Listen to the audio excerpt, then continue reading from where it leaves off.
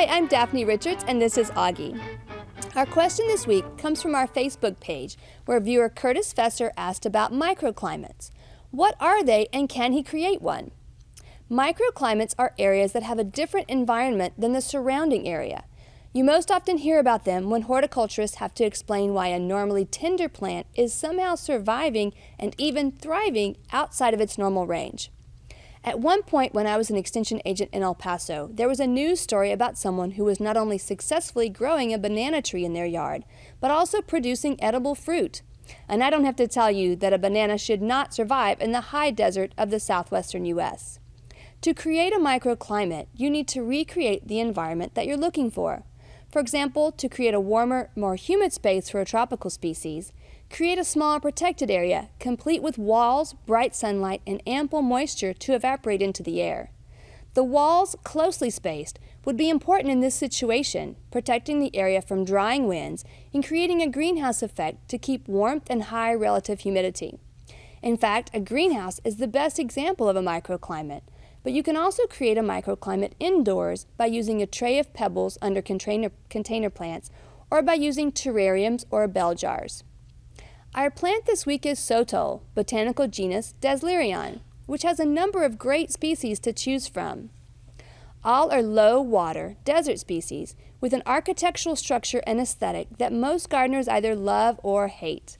If you have anything but the rockiest, most well-drained soil, you'll need to amend the planting area to create a very xeric environment, mostly consisting of decomposed granite and other coarse planting substrate. You might even consider building berms for your sotols, further removing the roots and crown from any potential of rot. All species are evergreen and should be planted in full sun in the hottest, most brutal section of your landscape, areas where most other plants would fry and shrivel up to nothing. The various species are often called by the same common name indiscriminately, including blue sotol, green sotol, and desert spoon. All have very long, linear leaves that are very fibrous with razor-sharp edges. They also have a mostly rounded appearance overall, appearing almost spherical when seen from afar. Species Berlandieri is one of the largest and most upright, growing to about 7 feet tall and 4 feet wide at maturity, with striking blue-green foliage. Each leaf may be 5 feet long, but lacking an internal support mechanism, they bend and fall over about halfway, creating a drooping pendulous effect that's quite unique. Species Wheeleri has light green leaves that get a bit frazzled at the top. Its leaves don't droop and have slightly toothed margins that make them extra sharp. It also stays rather contained, getting only 4 to 6 feet tall and about 3 feet wide. Another noteworthy species is Acrotriche, which gets about 6 feet tall and 5 feet wide, with a rather thin, light green leaves that have a slight bluish tinge.